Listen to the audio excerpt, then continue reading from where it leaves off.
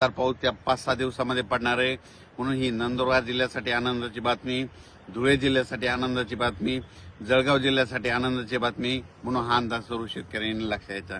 त्याच्यानंतर राज्यात आज म्हणजे बऱ्याच ठिकाणी ठिकठिकाणी चांगला पाऊस पडणार आहे म्हणून हा अंदाज लक्षात घ्यायचा। खास करून मुंबई, पुणे, नाशिक, त्र्यंबकेश्वर तिकडे देखील काय होणार आहे, आज 21 पासून ते 27 तारखेच्या दरम्यान 27 जुलैपर्यंत चांगला जोराचा पाऊस पडणार आहे। नाशिककडे परत एकदा गोदावरी नदीला पाणी येऊ शकतं म्हणून हे अंदाज लक्षात येतं। कारण की नाशिककडे त्र्यंबकेश्वरकडे काय होणार आहे 21 ते 27च्या दरम्यान नाशिक जिल्ह्यामध्ये तिकडं म्हणजे गुजरातच्या बॉर्डरकडे म्हणजे वरती पाऊस पडणार आहे, पश्चिमेला म्हणजे नाशिकच्या पश्चिमेकडे म्हणजे त्या भागामध्ये पडणार आहे। त्याच्यामुळे परत नाशिककडे चांगला पाऊस सुरू होणार आहे म्हणून हा नाशिककरांनी देखील अंदाज लक्षात घ्यायचा। म्हणजे कसं म्हणजे नाशिक जिल्ह्याचे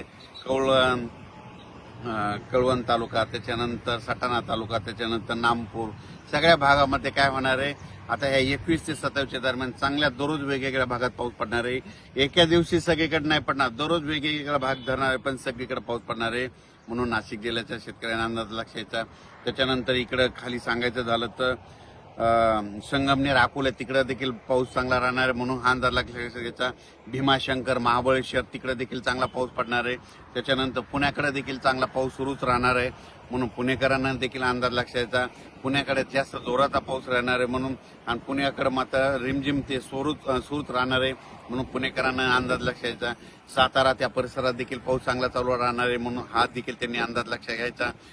अहिल्यानगरकडे देखील काय होणार आहे या 21 ते 27च्या दरम्यान जे भाग सुटलेला आहे त्या भागात देखील पाऊस पडणार आहे म्हणून अहिल्यानगर जिल्ह्यातल्या शेतकऱ्यांनी अंदाज लक्षात घ्यायचा।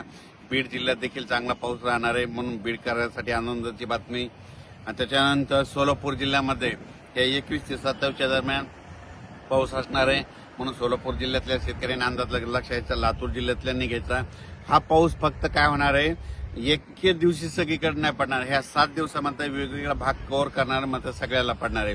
याच्यानंतर परत काय होणार आहे 31 जुलै ते पुन्हा 5 ऑगस्टच्या दरम्यान परत पुन्हा एकदा पाऊस सक्रिय होणार आहे म्हणून हे अंदाज देखील सर्व शेतकऱ्यांनी लक्षात घ्यायचा।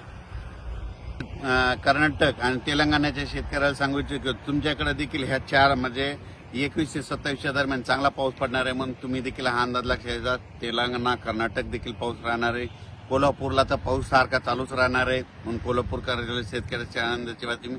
पण एक मागच्या अंदाजात सांगितलं होतं महाबळेश्वरकडे काय होणार आहे जवळपास आता ह्या 4 दिवस म्हणजे 27 तारखेपर्यंत खूप जोराचा पाऊस पडणार आहे। 27च्या नंतर महाबळेश्वरकडला पाऊस देखील कमी होणार आहे